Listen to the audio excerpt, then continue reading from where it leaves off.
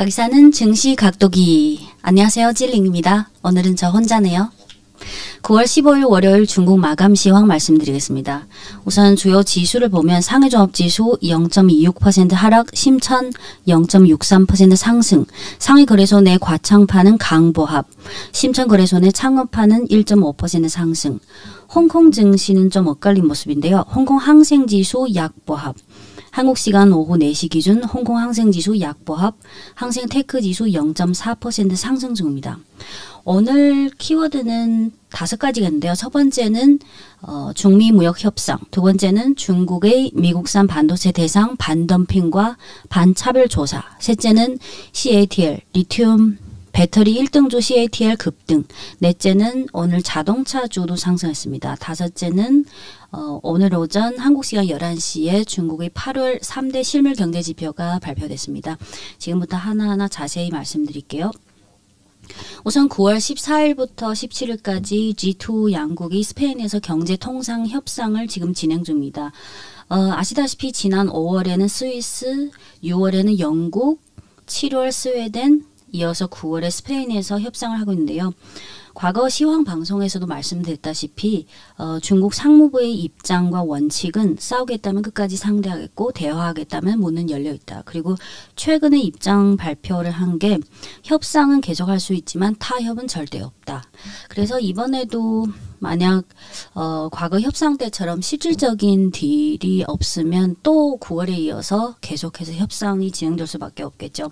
그리고 지난 4월 2일 트럼프발 관세 전쟁 이후 초기에 한 2, 3주 동안은 중국 증시도 관세 전쟁 때문에 여러 가지 불안 심리가 있었지만 그 후에 중국 상무부에서 10대 반격 조치, 희토류라든지 특히 중희토류 수출 통제, 그리고 관세에 대한 맞대응, 그리고 미국 농산품과 에너지에 대한 수입 금지, 이렇게 10대 반격 조치를 통해서 중국 현지 분위기도 이제는 중국 상무부에서 진지하게 반격하구나. 그래서 지난 4월에 이어서 5월부터는 중국 증시 분위기가 G2 협상에 대해서 그게 협상 결과나 또는 어떤 특별한 악재가 또 생겨도 증시에 미치는 영향은 점점 미미해지는 상황입니다. 그리고 둘째는 오늘 기사를 통해서도 보셨겠지만 오늘 9월 13일 토요일에 중국 상무부에서 미국산 반도체에 대한 반격 조치를 2가지를 발표했습니다. 첫 번째는 중국 상무부가 미국산 아날로그 반도체 대상, 아날로그 칩 대상 반덤핑 조사를 하겠다. 이게 첫 번째고, 두 번째는 같은 날에 미국산 직접 회로에 대해서 반차별 조사를 하겠다. 이 2가지인데요. 이게 저는 중요하다고 생각되는데 좀 더 자세히 말씀드리면 아날로그 칩은 아시다시피 사실 첨단 칩이라고 할 수는 없죠. 다양한 분야에 사용되는 건데 상무부에서 뭐라고 발표했냐면 9월 13일에 지난 7월 23일에 중국 강소성 반도체 산업협회에서 중국 상무부에 어떤 신청을 했어요. 지난 일정 기간 동안 미국의 아날로그 칩 업체들이 중국 시장에서 덤핑을 너무 계속한다. 그래서 자국 기업들이 이익이 손상됐다. 그래서 이게 7월 23일에 강소성 반도체 협회에서 중국 상무부에 신고한 거예요. 그러면 상무부 입장에서는 이거를 조사하고 결과 그리고 조치를 발표해야 되죠. 그래서 한 2달 후인 9월 13일에 상무부에서 이제부터 미국산 아날로그 칩에 대해 반덤핑 조사를 본격적으로 하겠다. 그리고 덤핑 조사 기간은 2024년 1월 1일부터 12월 31일까지, 그리고 산업 피해 조사 기간은 2022년 1월부터 24년 12월 31일까지. 그리고 그 강소성 반도체 산업협회에서 신고한 내용 중 이렇게 써 있습니다. 2022년부터 24년까지 미국의 아날로그 칩 업체들이 그 중국에서 수출 덤핑을 한 마진이 300% 이상이다.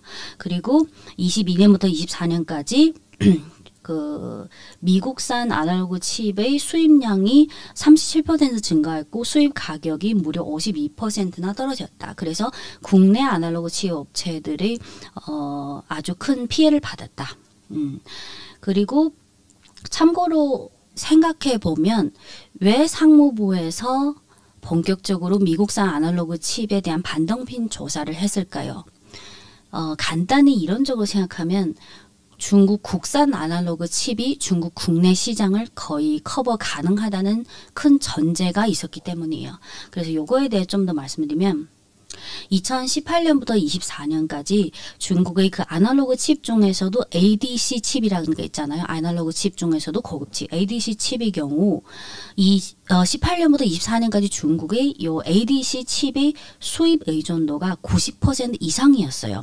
여러분들이 잘 아시는 미국의 글로벌 반도체 업체 중에 예를 들어서 TI가 있고 그리고 근데 그 몇 년 전에 어떤 일이 있었냐면 미국 쪽에서 요 ADC 칩 중에 하나를 제재를 해가지고 중국의 모 방산 업체가 요것 때문에 핵심 센서를 생산하는데 아주 큰 그 지연과 피해를 받았어요. 그래서 지금 중국 국산 칩을 가장 열심히 하고 있는 회사가 당연히 화웨이죠.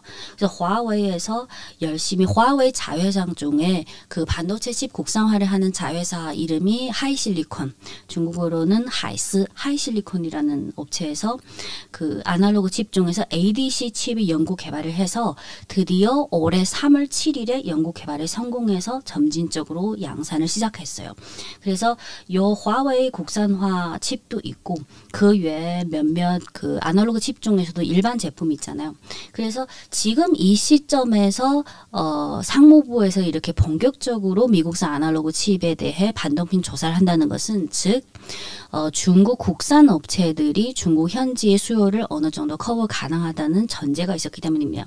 그리고 지금까지 여러분들이 뉴스를 팔로우하면서 아시겠지만 항상 중국은 미국이 어떤 조치를 하고 나서 바로 당일 또는 다음 날에 바로 반격을 해요. 그래서 중국 상무부에서 9월 13일에 이 조치를 발표했잖아요. 바로 전날에 9월 12일에 미국이 중국 기업 23곳을 포함한 32개 기관을 또 수출 제한 리스트에 추가했어요. 그래서 그에 대한 반격 조치로 상무부가 9월 13일에 이렇게 반덤핑 조사를 했다. 그리고 같은 날 상무부에서 또 하나 발표했는데요. 직역하면 미국의 대중국 직접 회로 분야 관련 조치에 대해서 반차별 조사를 또 하겠다는 거예요. 이 반차별 조사는 그 범위가 2018년에 그 미국 정부에서 301 조사, 2022년에 반도체 제품, 장비 여러 가지 그리고 반도체 및 과학법 그리고 올해도 계속해서 네덜란드 에스메어의 그 7나노 EUV 노광 장비를 계속해서 수출 금지했죠.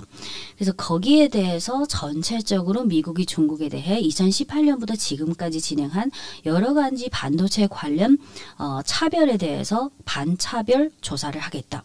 그래서 화면을 보시면 이 지수가 중국의 반도체 종목이 중국 증시랑 홍콩 증시에 이렇게 나눠서 상장했는데 이 화면은 중국 증시 중의 반도체 업종 지수 그리고 기간은 연초부터 오늘 오전장 마감까지요. 제가 대체로 매번 중국 시황대 말씀 보여드리는 그래프는 대체로 올해 1월부터 당일 오전장 마감까지 캡처한 거예요. 그래서 요거는 중국 증시중 반도체 업종 지수.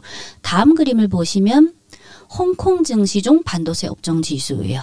약간은 등락이 다르지만 연초 대비 대체로 쭉 우상향이죠. 그래서 요거는 근데 화웨이가 비상장이고 과거에 마감 시황에서 말씀드렸다시피 렌정회 회장이 나는 상장할 생각 없다. 만약 상장한다면 3,000년 후에 할 것이다.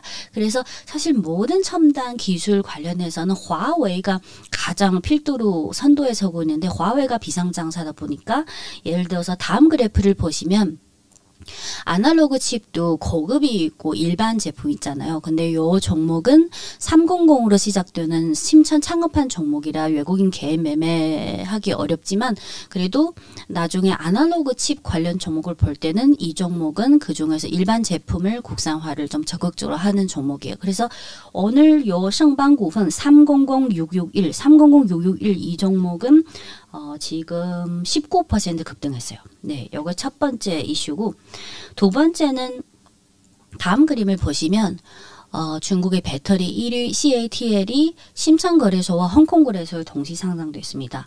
오늘 CATL 심천 종목 300750 주가를 보면 오늘 9%대 급등했고요. 다음 그림을 보시면 CATL 홍콩 종목 요 그래프가 왜 짧냐면 올해 5월에 홍콩에 새로 상장한 거예요. 그래서 주가 그래프가 짧습니다. CATL 홍콩 종목은 한국 시간 오후 4시 기준 한 6%대 상승했어요. 그래서 오늘 특징주 중 가장 이슈가 되는 거는 CATL이 급등입니다. 다음 그림을 보시면 CATL이 1위고 한 4, 5위 정도 되는 종목이 EVE 에너지, EVE 에너지도 300으로 시작하니까 요 종목이 전고체나 배터리나 뭐 ESS에서 중요한 종목이지만 아쉽게도 300으로 시작해서 외국인 개인 매매, 직접 매매가 어렵고요. 하지만 이 종목도 오늘 한 3%대 상승 출발했는데 중간에 이익실이 나와서 오늘 마감은 강보합으로 마감했어요.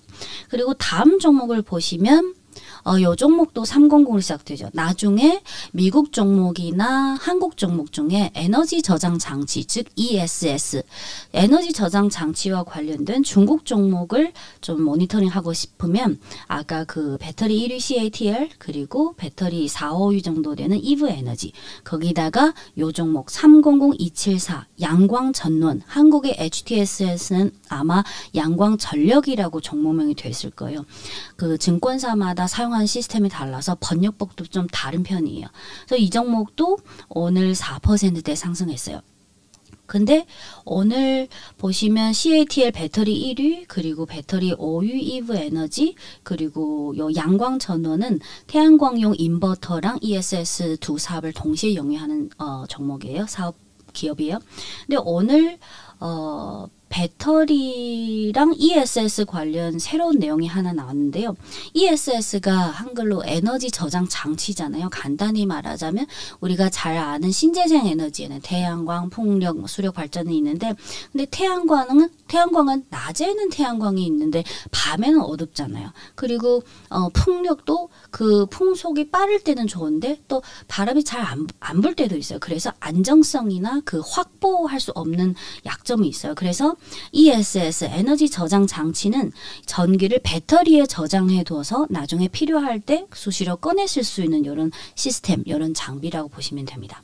근데 9월 12일에 정부에서 뭘 발표했냐면 9월 12일에 국가에너지국, 중국 국가에너지국에서 신형 에너지 저장 규모화 건설 전문 행동 방안 괄호 2025에서 2027 9월 12일에 국가에너지국에서 신형 에너지 저장 규모화 건설 전문 행동 방안 2025에서 2027년 요 정책을 발표했는데 요 정책에 명확한 목표치가 나와 있습니다. 2027년까지 중국 전국의 신형 에너지 저장 그 신규 설치량이 1.8억 킬로와트 이상 그리고 요 설치에 따라서 직접적인 투자 규모는 2,500억元에 달하는 목표. 그래서 중국의 ESS 에너지 저장 장치 신규 설치량을 좀 확대하겠다. 요 정책이 나왔고요. 그래서 요 ESS는 ESS 최종 제품까지 통합 시스템까지 해서 설치하는 아까 그 양광 전원이라는 종목도 있고 근데 ESS의 원가 중에 가장 큰 비중이 아무래도 배터리잖아요. 그 중에서도 리튬 배터리. 그래서 오늘 리튬 배터리 1위의 CATL이 심천 홍콩 두 종목 동시에 급등했고요. 거기에다가 9월 초에 그 전고체 양산 공장을 본격적으로 가동하기 시작한 EVE 에너지 300014 요 종목이랑 CATL의 차이점은 CATL 매출 구성이 배터리 73%, ESS 15%. 근데 EVE 에너지 매출 구성은 전기차 배터리 45%, ESS 36%, 그리고 소비 전자 관련 배터리 18% 매출 구성이 좀 다릅니다. 그래서 오늘 요 정책 때문에 2025년부터 27년까지 중국 전국의 ESS 신규 설치량을 확대하겠다. 요 정책 때문에 관련 종목이 급등했고요. 그리고 다음 그림을 보시면 오늘 자동차 완성차 업종이랑 자동차 부품 업종이 동반 1%대 상승했는데요. 다음 그림을 보시면 네, 이게 그 전 중국 증시중 자동차 업종의 연초부터 오늘 오전장 마감까지 흐름입니다. 오늘 한 1% 상승했고 다음 그림 보시면 중국 증시중 자동차 부품 업종의 주가지수 대체로 비슷하죠. 흐름이. 근데 오늘 그 자동차가 왜 상승했냐면 마찬가지로 9월 12일에 공신부는 제조업 플러스 정보기술산업 요 두 개 큰 분야를 관리하는 국가부처라고 생각하면 돼요. 그래서 공신부에서 9월 12일에 그 9월 12일이 금요일 장 마감 후에 어떤 정책을 발표하냐면 2025에서 2026년까지 자동차 산업의 안정적 성장 을 추진하겠다는 사업 방안. 그래서 9월 12일에 공신부에서 자동차 산업 안정적 성장 사업 방안 괄호 2025에서 2026 올 들어 BYD도 그렇고 중국 국내의 전기차 시장이 너무 백열화된 이런 경쟁이 계속되다 보니까 BYD를 비롯해서 많은 전기차 업체들이 어쩔 수 없이 이런 과당 경쟁 때문에 단가를 더 내릴 수밖에 없고 그리고 예를 들어서 BYD는 지난주에 연간 목표치, 판매량 목표치를 한 16% 하향 조정했고 올 들어 중국의 전기차 산업이 국내 경쟁이 점점 치열해지는 동시에 BYD를 필두로 해서 해외 수출은 계속해서 강력하게 적극적으로 진행되고 있어요. 하지만 중국의 전기차 종목의 주가는 대체로 아직은 중국 국내의 그 경기 상황에 따라서 움직이는 경향이 더 강해요. 아무리 해외 수출을 많이 해도. 그래서 요게 공신부에서 올해부터 내년까지는 자동차 산업의 안정적 성장을 좀 더 확보해야 되겠다. 그래서 요 정책에 나오는 주요 목표를 간단히 말씀드리면 2025년 올해는 전국의 자동차 생산량은 3,230만 대. 를 달성해서 전년 대비 한 3% 늘리겠다. 그리고 그중 전기차 판매량, 여기서 전기차는 순수 전기차 플러스 하이브리드예요. 전기차 판매량은 1,550만 대. 그러면 전년 대비 한 20% 성장. 이게 목표고. 그리고 세 번째는 그 국내 시장도 중요하지만 해외 수출을 많이 해야 되잖아요. 그래서 올해부터 내년까지 중국 전기차 그리고 내연차의 해외 수출을 더 안정적으로 유지하자. 그래서 전체적으로 내수랑 해외 수출을 좀 안정적으로 유지해서 올 한 해 중국 그 자동차 산업의 생산액 증가치를 한 전년 대비 6% 증가하도록 하겠다. 그래서 이게 이 정책의 전체적인 내용이고요. 그래서 다음 그림을 보시면 강회 자동차, 중국의 자동차, 전기차 종목이 워낙 많아서 몇 개만 말씀드릴게요. 요 강회 자동차는 옛날에는 약간 좀 촌스러운 약간 그런 이미지였는데 니오도 그렇고 니오가 강회 자동차랑 협력해서 전기차 만들고 또 중요한 거는 화웨이가 지금 그 자사 기술로 중국의 4개 다른 전기차 또는 자동차 업체랑 협력해서 4개 브랜드를 밀고 있어요. 그 중에 하나가 화웨이가 요 지금 화면에 나오는 강회 자동차 이 종목 이 기업이랑 같이 그래서 오늘은 이 종목이 오전장까지 한 6% 상승했고 다음 그림을 보면 화웨이가 주력으로 밀고 있는 그 4개 브랜드 중에서 가장 주력이 M8 영어로는 AITO 아이토 그리고 중문명은 원지의 그 시리즈 이름이 M8인데 요 M8이 바로 화웨이랑 지금 화면에 보시는 세리스라는 종목 이 기업이랑 같이 협력해서 만든 거예요. 그래서 오늘 이 종목이 3% 상승했고 다음 그림을 보시면 하지만 아까 그 두 종목에 비해 두 종목은 우상향인데 지금 이거는 BYD의 주가입니다. 딱 보면 올해 6월부터 지금까지 6, 7, 8월 거의 3개월 넘게 지금 지지부진한 흐름을 보이죠. BYD 심천 종목 주가 지수고요. 다음 그림을 보면 BYD 홍콩 종목입니다. 마찬가지로 6월을 분기점으로 해서 다른 전기차 종목의 주가 그래프에 비해서 BYD가 확실히 좀 둔화된 사실이에요. BYD 올 들어 이슈가 두세 가지가 있었는데 해외 수출 특히 유럽이나 1대1로 관련 신흥국 시장으로의 수출은 계속해서 고성장 하지만 국내의 경우 BYD가 중국 전기차 기업 중에서는 전통적인 큰 형님 같은 그런 전기차 종목인데 해외 수출은 계속 고성장이지만 중국 국내의 그 경쟁이 너무 치열해져서 지난 몇 개월 동안 BYD가 일부 자동차 모델의 판매 가격을 좀 인하했고, 그리고 지난 9월 4일에 BYD 측에서 발표한 건 아니지만 중국 현지 기사 보도에 의하면 원래 작년 말 올 초에 BYD 그 왕传후 회장이 발표했던 올 한 해 연간 판매량 목표치가 원래는 550만 대였는데 9월 4일 현지 기사이면 550만 대에서 460만 대까지 하향 조정했다. 그러면 550에서 460까지면 한 16% 목표치를 하향 조정했다는 거예요. 그리고 또 2분기에는 여러 가지 과당 경쟁 때문에, 그리고 BYD가 다른 협력사랑 결제할 때 그 결제 기간이 너무 길고 여러 가지 이슈가 있었어요.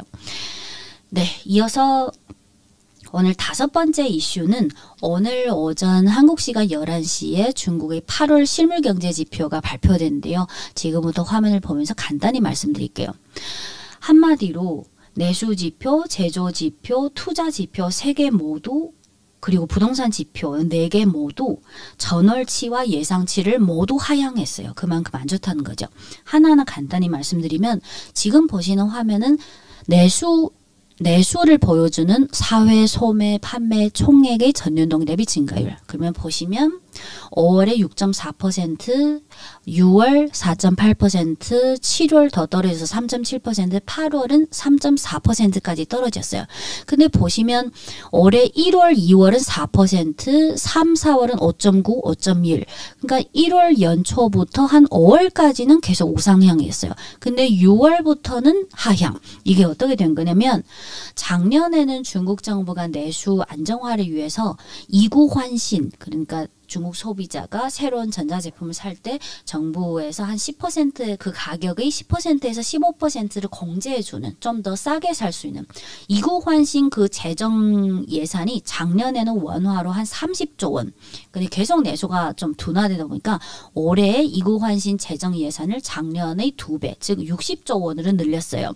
근데 전자제품의 특징이 스마트폰이든 뭐 이어폰이든 또는 뭐 노트북이든 심지어 자동차든 한 번 사면 한 긴 기간 동안 안 사게 되잖아요. 아무래도 구매 빈도가 낮다는 특징이 있어요. 그래서 연초부터 특히 2월, 3월부터 중국 소비자들이 그 모바일로 결제할 때 그게 이미 다 세팅되어 있어요. 10%, 15% 공제해 주는 거. 그러니까 연초부터 2, 3월부터 4, 5월까지 몇 개월 동안은 많은 소비자들이 이구 환신으로 저렴한 가격으로 전자제품을 구매한 거예요. 그래서 요 일회성 구매가 그 효과가 2분기 6월부터는 약화됐다는 거. 그리고 보시면 6월뿐만 아니라 7, 8월에 더 둔화됐잖아요. 요 지수 사회 소매 판매의 전년 동기 대비 증가율.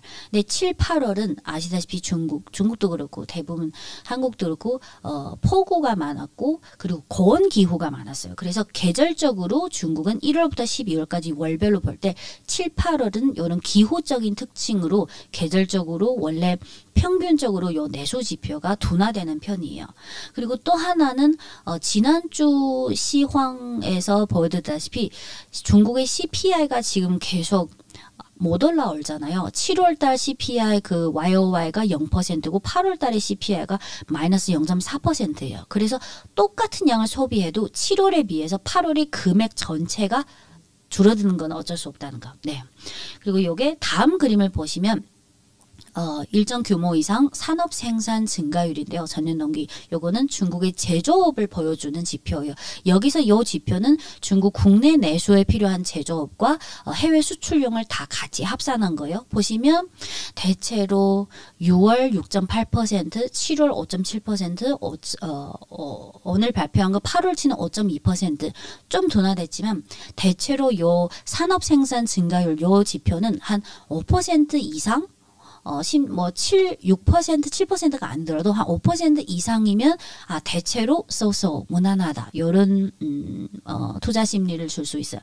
그리고 다음 그리고 산업 생산에서 지금 과거 시황에서도 말씀드렸다시피 지금 중국이 지금 전체 제조업 지표 중에서 중국이 예를 들어서 AI든 첨단 장비든 반도체든 뭐 전기차든 배터리든 과거에 비해서 하이테크 비중이 점점 올라간대. 하지만 중국 전체 제조업에서 아직은 일반적인 전통 제조업의 비중이 절대적으로 높아요. 그래서 중국 정부 입장에서는 부동산 둔화를 고려하든 그 산업 구조의 그 각 분야의 비중을 고려하든 능동적으로든 피동적으로든 계속해서 하이테크 산업을 강력하게 발전시켜서 중국의 전체 경제에서 이 분야의 비중을 계속 올려야 돼요.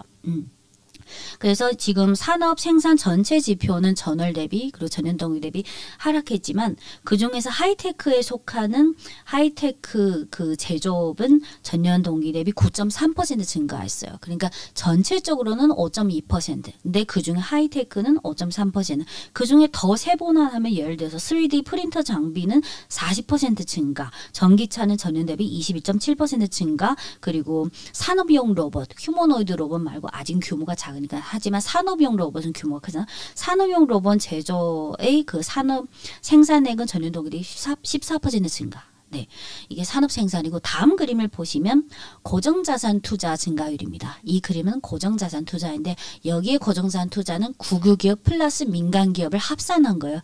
대체로 월별마다 다르지만 중국의 고정자산 투자는 대체로 민간기업 6, 국유기업 4 또는 3, 7, 4, 6 이 정도로 생각하시면 돼요.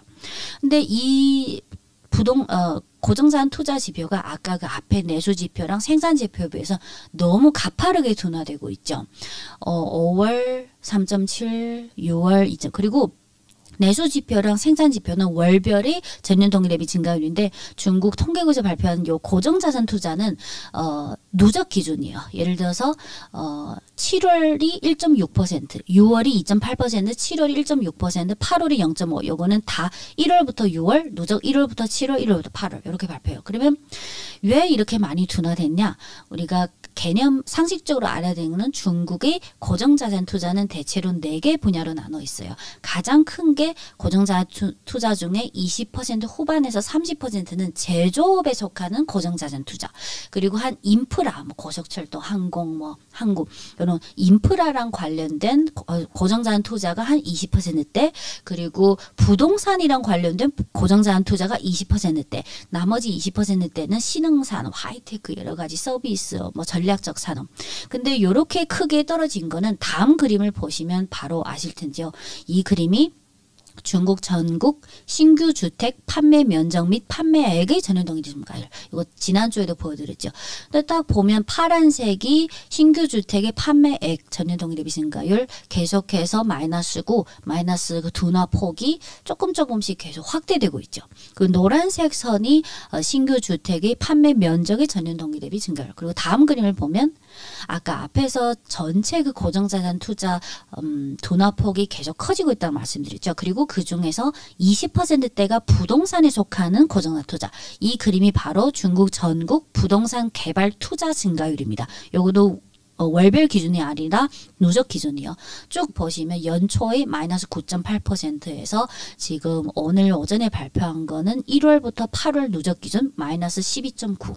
그러니까 마이너스를 계속 유지할 뿐만 아니라 아까 앞에 그 판매 면적 증가율처럼 둔화 폭이 계속 확대되고 있어요. 그래서 요게 계속 둔화되다 보니까 아까 앞서 보여드린 전체 고정자산 투자 증가율이 둔화를 계속 요거를 역전시키기에는 아직은 어려운 상황입니다. 네. 그래서 하지만 과거의 중국 경제가 고성장 시대 때는 매월 15일에 실물경제 지표가 발표하면 바로 증시에서 좀 민감하게 반영이 됐는데 근데 지난 몇 개월 동안 특히 코로나 이후에 중국도 그렇고 많은 나라들이 사실 성장률이 계속 떨어지는 거는 어쩔 수 없는 장기적이고 전체적인 추세예요. 그래서 코로나 이후에 점진적으로 매번 뭐 월말에 PMI 제조업 지수를 발표하든 또는 둘째 주에 CPI, PPI가 발표되든 또는 셋째 주 매월 15일에 내수, 제조, 투자 그리고 투자 안에 부동산 요 4개 중요한 실물 경제 지표가 발표될 때마다 물론 예상치랑 전월치를 하회하면 당연히 안 좋죠. 오늘 증시에도 일부 반영됐고 근데 점점 좀 반응이 조금 몸이 건조하다 약간 그런 느낌이 들어요. 네. 그리고 끝으로 오늘 상해 종합지수가 약보합이고 심천이 소폭 상승 그리고 항생이 약보합, 항생테크가 강보합. 왜 이런 차이가 났냐면 중국 증시에서 오늘 상승 업종이 게임이 3% 상승했고 그 외에 자동차, 완성차, 자동차 부품이 1%대 상승했고 배터리, 전원장비, 반도체, 의료 서비스가 1% 이내 상승했어요. 그리고 오늘 중국 증시 중 하락 업종이 귀금속, 보험, 우주, 항공이 1%대 하락했고 비철, 조선, 주류, 통신장비, 철강, 은행, PC, 소프트웨어 등이 1%대 하락했어요. 그래서 상해 거래소랑 심천 거래소가 중복된 업종도 있지만 은행, 보험, 부동산 또는 내수 소비랑 관련된 게 상해 거래소에 상대적으로 더 많아요. 그리고 심천 거래소도 있지만 굳이 비교하자면 테크나 아까 CATL이 심천거래소랑 홍콩거래소 상장되니까 오늘 CATL이 급등하다 보니까 거기에 포함된 그 심천성분지수가 상해는 약보합인데 심천성분지수는 또 소폭 상승했고요. 그리고 반도체주도 상해거래소에도 일부 있지만 심천거래소에 더 많다는 거.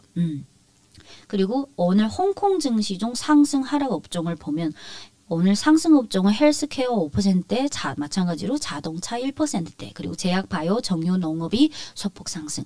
하락 업종은 엔터미디어, 부동산, 광물, 은행, 가전이 1%대 하락했고 그 외에 통신, 유틸리티, 소프트웨어, 보험, 건설, 음식료가 1% 이내 하락했어요. 그래서 지난주 중국이랑 홍콩 시황 말씀드릴 때 상식적으로 알아야 되는 거는 중국 증시와 홍콩 증시에 아직도 은행, 보험, 부동산 이런 전체적으로 봤을 때 금융, 포괄적 의미상의 금융주 비중이 여전히 높지만 홍콩에서의 비중이 30%대고 중국 증시 비중은 10%대라는 거. 그래서 똑같이 은행, 증권, 보험, 부동산이 하락해도 중국 증시보다는 홍콩 증시의 그 낙폭이 더 크다는 거. 네. 그래서 오늘 여기까지 말씀드리고 9월 15일 월요일 중국이랑 홍콩 마감 시황이었습니다. 그래서 오늘 키워드는 중국의 미국산 반도체 대상 반덤핑과 반차별 조사.